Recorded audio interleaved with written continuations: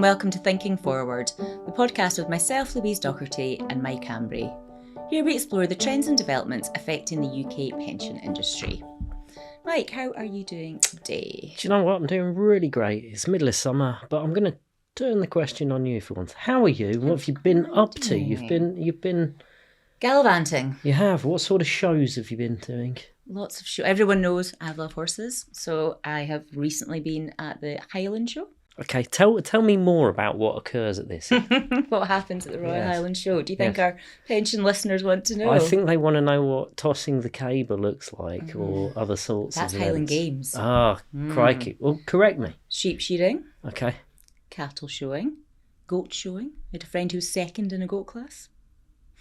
Okay. Show jumping. Crafts. Food. Wine. And have I missed it for the year? That's it done. Okay. Next year, 4 days. Second last weekend in June. Put it in your diary. That's it. What are we going to talk about today? Today's podcast, we've got a new spanking guest to join us here. Quest. Yeah, we've got our 6th episode in the retirement income series that we've been recording since the end of last year. Can't believe we've had 6 episodes already. Most recent ones, we had the fabulous Dan Haylett on, talking about happiness. And we had Billy Burrows on, most recently, talking about the role of guarantees and the kind of increased demand for guarantees coming through from his clients. What else did you take from the Billy podcast? So I think there was a few things from what I took from Billy is probably everything is changing and nothing is changing is the memo that I took away from that, i.e. advisor market is really key, it's really important, but there's several other things that are coming in through the industry, targeted support, behavioural science. We'll probably get onto some of that today. You will.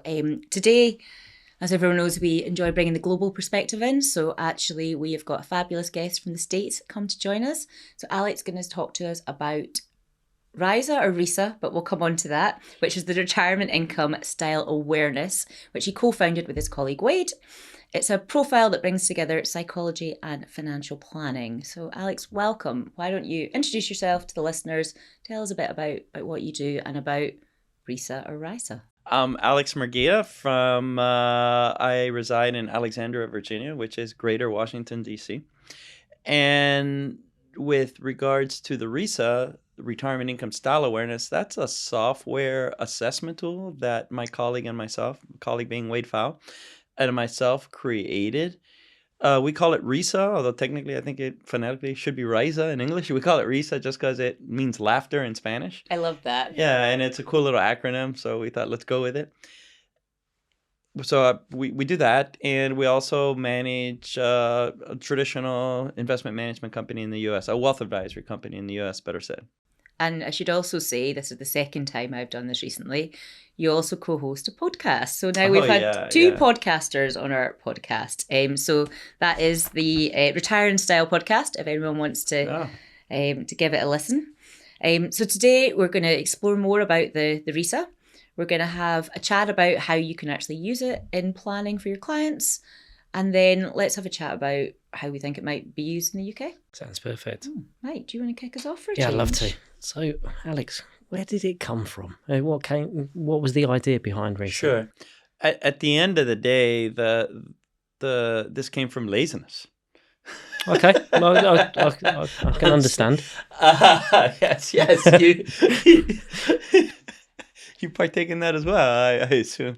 No, it's ultimately Wade and I, through the podcast and through a lot of the content that we publish, and we being Wade, really, we've gotten a lot of listenership, a lot of folks really writing in, asking us questions about things.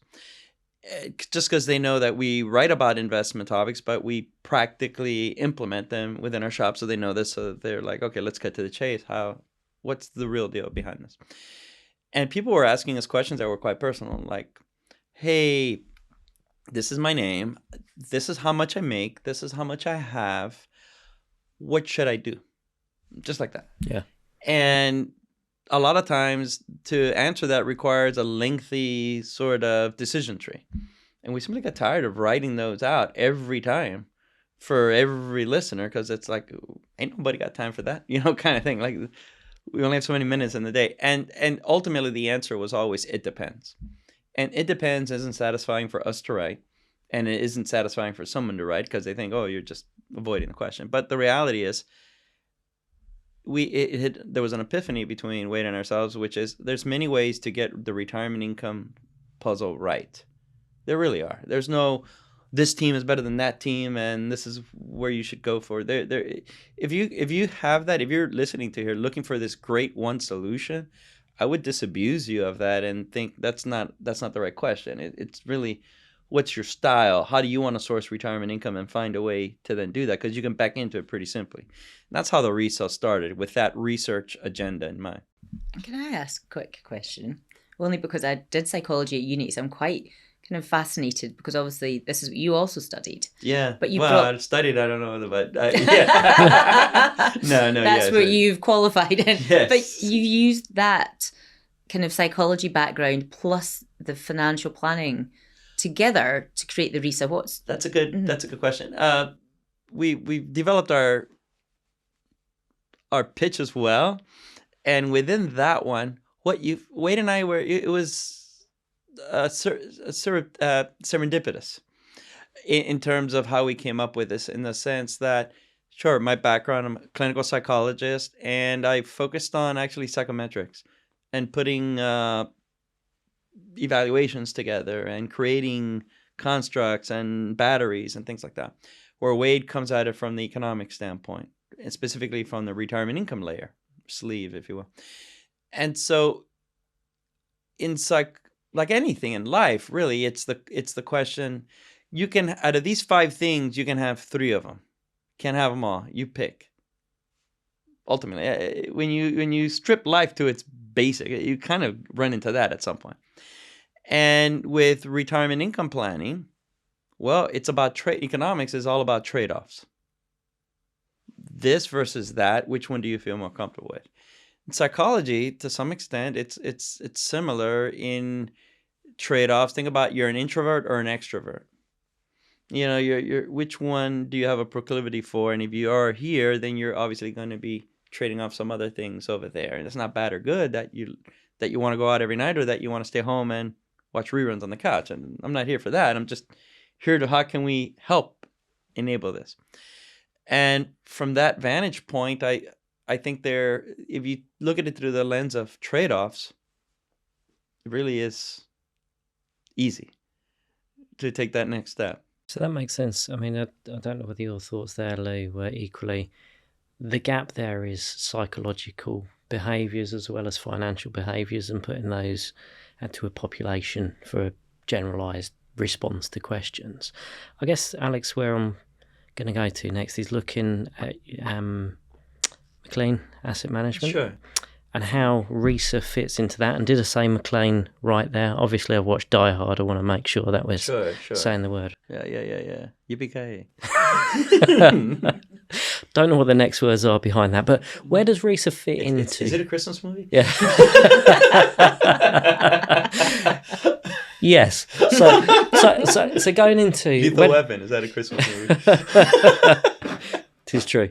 But with RISA, where does it fit into that aspect and the other area of your businesses? Sure.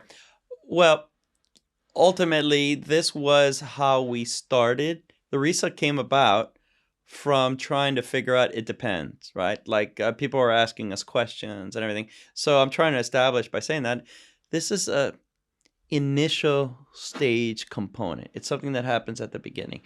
And so then the RISA from a McLean workflow, ultimately, when you're going to engage with somebody to come in for a discovery meeting, we always provide the RISA first before the meeting. And that, it does a couple things. The RISA, just taking an assessment that asks you about certain traits that you have or don't have, and then connecting the dots on how that plays into retirement income. So RISA is a sort of layered approach to engaging with a client. Absolutely. For us, it's the top layer.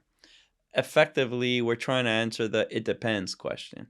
And so to be able to qualify. I'm going to use jargon from our industry, but to be able to qualify a prospect when they're coming in by knowing where they're coming from right off the bat really provides a nice intuitive guide, if you will, towards the questions that you would want to be asking in a set structured discovery meeting. Yeah. Because at that point, if I know that the person's walking in has these proclivities on how they want to source retirement income that have to do with more contractual income, that have to do with more contingency planning items, then I already am developing a good sense of where this person is coming from, and it'll allow me to make that connection a lot sooner, but not in a pseudo way. It's in a very real way, because I know what's keeping this person up at night, and I know then how to untangle that with other concerns that they're going to need to reconcile to be able to put together a good retirement income plan. And so doing that at the top really solidifies yourself as a if you're an advisor, it solidifies yourself as a consultant, not somebody who's just facilitating some sort of transaction, because you are trying to manicure and curate the right solution for this person, and you're starting with them in mind. And if you do that, what you're showing them too, there's a lot of talk at least in the United States, about a fiduciary and this and that. And I it's needed, but to me it's like saying, don't forget to be a nice person. Like, those are table stakes. The fact that you have to say be a nice person is an issue, right? And so to me, I think you can talk about fiduciary and this and that, and those are ultimately compensation arguments. To me, it's hard to work in the client's best interest if you've never actually asked them what those interests are. And to me, the RISA does that immediately. And so by the time they're coming in for the discovery meeting, it's a great warm handshake that you've made. I think calling it a warm handshake, we were chatting about this earlier, Yeah, and it really made sense to me. Yeah. Because it's not that you want to cut down the time with the client. It's that you actually want to be able to have a better understanding of them to ultimately improve the outcome that you're going to be able to get for them, I'm assuming. Yeah, 100%. There are two things that happen. I think advisors get stuck in their own world where they view what they want is what everyone wants. We've heard this actually a few times. That I think it's just human nature. I don't think there's anything nefarious going on. It's just how people are, right?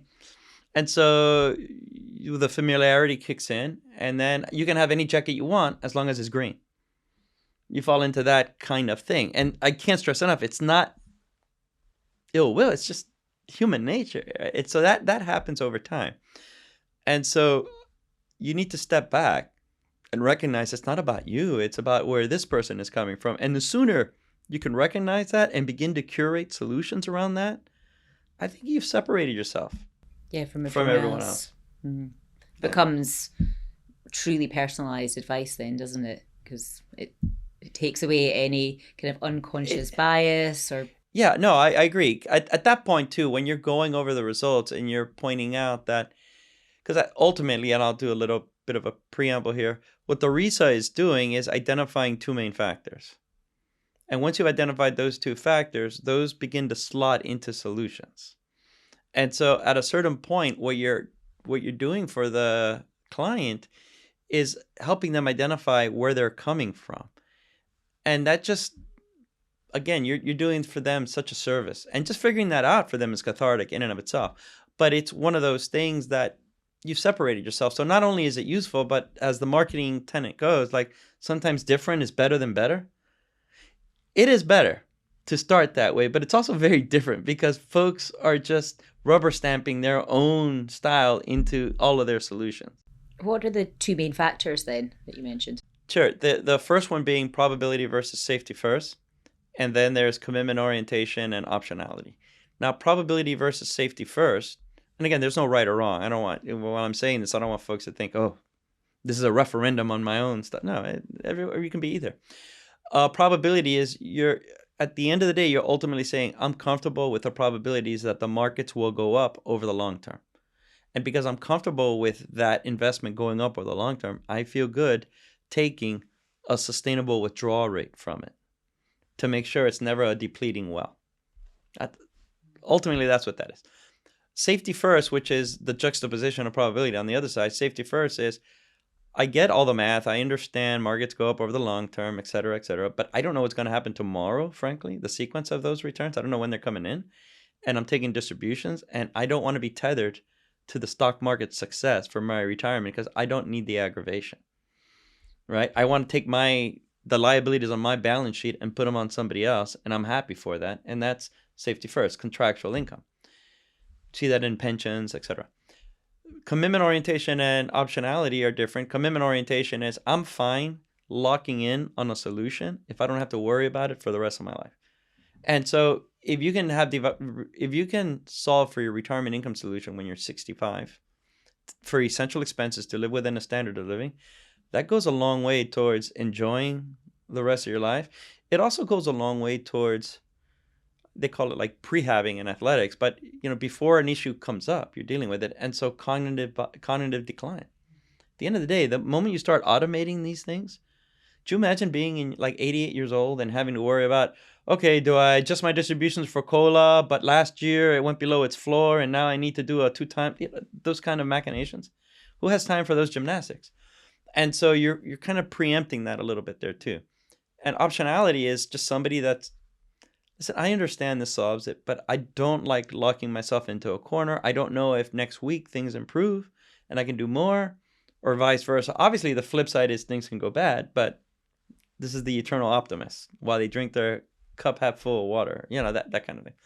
I would say those two things end up identifying what investment strategy for retirement is best. Whereas if you take the combination of optionality and probability based, what you're doing with those is that's a total return approach. You're taking sustainable withdrawals from a portfolio because optionality, and you have the probabilities. If the other one is if you're doing commitment orientation where you're fine locking in, but you want contractual income, that's just a traditional pension. And then on the other side, if you have a lot of probability based, like I'm market driven, but I want a safety net, in case it goes down. In case it goes down, I want to cut off the downside. To buy that, to be able to afford that, you have to buy something that allows you to sell something that allows you to cut off on the upside, right? And so you're putting these guardrails in place. That would be a risk wrap, or sometimes they're called smooth funds in the UK. I think that's right. Something like that would be risk wrap. And then time segmentation would be I want contractual income, but for very short bursts. So like a fixed term annuity would be the UK. Fixed annuity for a certain amount, a bond ladder, etc. And so, interestingly enough, your personality style actually points to strategies. And then from there, I think it's in the advisor's ability to, okay, we see what you want to do psychologically. Can you economically do this? And that's where the advisor begins to, again, crack his knuckles and get to work. Yeah, that's where you add the value then, isn't it? Exactly. Yeah. But at least they're starting from the place. There's no like reset. In retirement, financial resets are quite expensive. And so when you get to the right solution first, that makes a load of difference. I think I said over lunch, think of money like soap. The more you handle it, the less there is. Yeah. And also some of these decisions, you want to get it right. You can't change once they've been made as well. Yes. So actually getting it right first time is probably more important at this stage of life. We call it the retirement risk zone. Sure. So it's like kind of 5 years before, 5 years after, 10 years, depending on what you're going to do. That actually that's when understanding the strategies, locking them in with your advisor. So You're important. absolutely correct. I think the numbers are, don't quote me, it's directionally there though.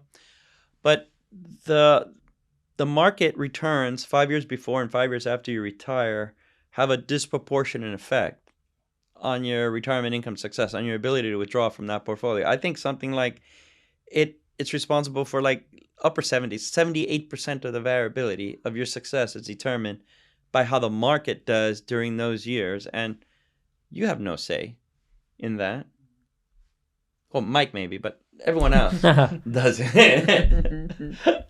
If only. So I'd really characterise that as RISA helps deliver better outcomes from a deeper understanding of what a client actually wants, and probably similar to what we have in the UK in a way of getting more closer understanding what a client wants, what they want to achieve, and then understanding sort of those outcomes that can be delivered for the individual. I believe so. What do you think, kind of, Mike, you've kind of visited more geographies than me. We've spoken about retirement income needs in Australia, in the US when we were there, and no one had really solved for it completely. Do you see this type of tool being used? Yeah, I think it's already sort of being used, and we are all trying to solve the same problem geographically under the same sort of retirement solution space. I guess it's where it kicks in. As I'm going to look at a UK geography at the current time. You get to a point approaching retirement where you have a lot of data about yourself personally. In the UK, that's going to come through in a dashboard. A dashboard will supply to you. Here's your information with regard to your retirement savings accounts. Go away, work it out, work out what you need. Carry on. Which is one great angle. It's how do you then consume Need that? a mug for that. Chatsky. Off you go and use it. So it's taking that information and working. There's two ways of doing it. Either taking guidance, which is part of where regulation's coming through in the UK, targeted support. Somebody like you would make one of these decisions, which I think is very good generically. And this is where an advisor then comes in to say, that gives you bucketed solutions for what you want. If we go into RISA, it then goes into hyper-personalisation. I agree. What do you want and how do you deliver? So I think this is an angle where, certainly within the UK geography, it fits with the direction. It also has to fit with what people have saved within the DC space, and that's changing. You know, people have built up final salary pensions. DC has become defined contribution is more prevalent as people starting to retire now. So the questions and the size of the money that's built up is therefore more important. So I do think it's a geography regardless type issue. It can work in the UK. I think it's a very good solution. I do think some advisors in the UK, when they do deep fact finds, go about it in one way, slightly differently. I agree with that. I think, if I may interject here, because this is a good point, I think the best advisors have been doing what the RISA does, but they've been doing it implicitly, in the sense, I think good science, not that, whatever, I'm going to say this is at least better than, it's going in this up direction. That good science doesn't necessarily discover something new. Yep. All it does is really surface up what you kind of were observing but didn't kind of recognize. In terms of, like, take the RISA concepts, there's nothing magical there. It's one of those that when you see them for the first time, you're probably thinking more like, oh yeah, it put into words what I was thinking. I've asked that already. Yeah, it's that kind of thing. Maybe some sort of derivation of that, but for the most part, more or less, you're asking the same thing, right? And so, to your point, I think the good advisors are doing that. They just haven't put it in a systematic manner. That's all I think we did. We surfaced it and put it in a way that's operationalized, and it could be repeatable and scalable. Yeah, and actually I think that's a really important piece, because we chatted about this earlier, that actually you might be able to take that even a stage further and kind of fully integrate it within the tooling that you use as an advisor firm. Like, I think there's so much that could be done, which allows more time for the advisor to spend with their client, having that quality conversation. And I think that's the real 100%. You want to be seen as the guide, right? Mm-hmm. And so ultimately, what the RISA does, in my estimation, it's providing effectively the retirement roadmap. Like, based on this, you want to take a path that has these kind of characteristics. For me, the advisor's job is now to look at the landscape, the economic landscape for that person, and, okay, how can we lay down this path with what we have in front of us? And again, the good advisors do that just implicitly. I think we've developed a manner for everyone to do that in a manner that I think can affect the most folks. So I think, in brief, I think it can work in different geographies, certainly within the UK. It adds a level of science that does or doesn't exist depending on advised or non-advised community. I guess there's also other headwinds as well. Within the UK space, we've got PLSA, retirement living standards. So what sort of lifestyle do you want in retirement? Do you want you want a comfortable level? Do you want something that's more minimalistic? Let's say.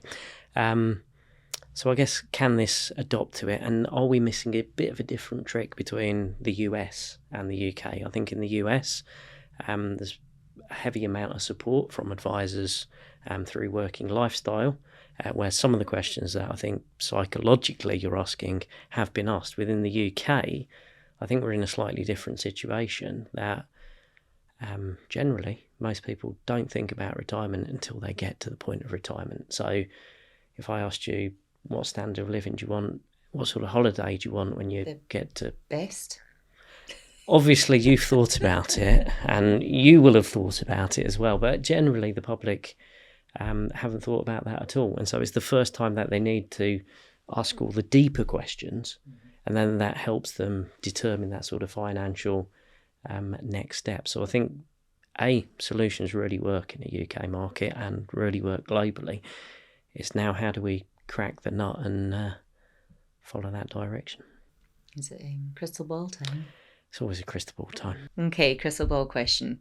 We've been musing on this for a while, that we're seeing people taking their retirement income in different ways. So as an industry, we're coming up with different products. So previously, people would have a guaranteed income through an annuity or through a DB. Then there was the rise of the Flexi Access drawdown and cash accounts, so people drawing down their income that way. We're now seeing a mix of both.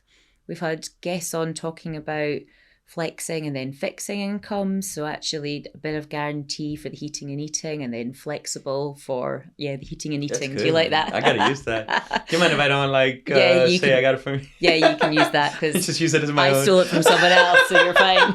But that kind of guaranteed, it makes you happy. You know that you can cover off everything. But what do we see coming in the future? There's my crystal ball. Mike, I'm going to come to you first, put you on the spot. What do I think is coming in the future? I guess it's deeper questions about what people can economically do at the point of retirement. Adequacy is an issue in the UK. By adequacy, I mean how much money people will have at the point of retirement and the reliance on the state system. So some of this really does depend on building up and knowing what sort of amount of money you're building up, and then knowing what you want to do with it. How much does that money afford and give you the right to choose a standard of living? So what I see coming through from the US is probably deeper questions over building up substantial pot and being able to use it effectively, and where to go to seek that sort of guidance and advice. Something we've been building up within the UK in the industry for quite a period of time. So do I think a big change? Not a big change, but dramatic changes in terms of lifestyle decisions. What do you think? What is coming next over the hill for retirement? I don't know. I'll take a page from the future's here. It's not evenly distributed kind of phrase, but I think from some of the work that we've done, you're speaking about a couple of options. I can see in the US soon, defaults being, there's going to be a contractual income default beyond just a cash equivalent. Yeah. They'll be part of the life cycle funds and everything like that. There's no other way around it. The gear's already in motion, and there's no turning that one back. I don't know when it's going to be mainstream, but it'll be more and more, not less and less. We're seeing the same kind of 6 months, a year from now, I don't know, but more and more, not less and less, and the ship is already moving. So I see contractual income being a default, which is needed because in our work, 2/3 of the population that we've asked across many different sets, 2/3 want contractual income to play a main role. Only 1/3 are looking for just their investment portfolios to be the sole provider of income. So that's a good move. The other piece is I can see companies creating products that offer guaranteed income for a certain subset of their retirement. The fragile decade, as you call it something else, the retirement red zone or something. Risk zone. The retirement risk zone. And so I can see someone saying, okay, we'll get you through the retirement risk zone with XYZ product. Mm-hmm. It's going to give you that. And at the end, you can continue it as a annuity, or it turns into, you buy it, it turns into an investment product. And they've gotten through that RISA, and that jives nicely, at least in the US, with the start of Social Security. You know what I mean? So they can kind of supplement that sort of retirement income bridging products is what I would think. Because you already have something at the end where you have dementia insurance, and this is US, I don't know about the UK here, in the sense of a QLAC, sort of annuity you can buy. You can convert your tax deferred account, like a Roth. You can take money from a Roth or an IRA and purchase an annuity. There's a limit, like 270,000 or something like that. But it activates at age, I want to say 85 and onward. So if you have a bridge at the beginning and whatever you call the end of the bridge, an off ramp or whatnot for ink, I think you're fine. And so I think you're going to see the growth of that. So I think before we review Big and Die Hard and other movies, is it time to wrap up? Probably is. Thank you so much. We have had a great time. Well, I have. We have. As always, you can catch up on previous interviews and podcasts on our website. Just search Standard Life Thinking Forward and let us know if you'd like to join us for a future episode or there's a topic you'd like us to delve into. Thank you.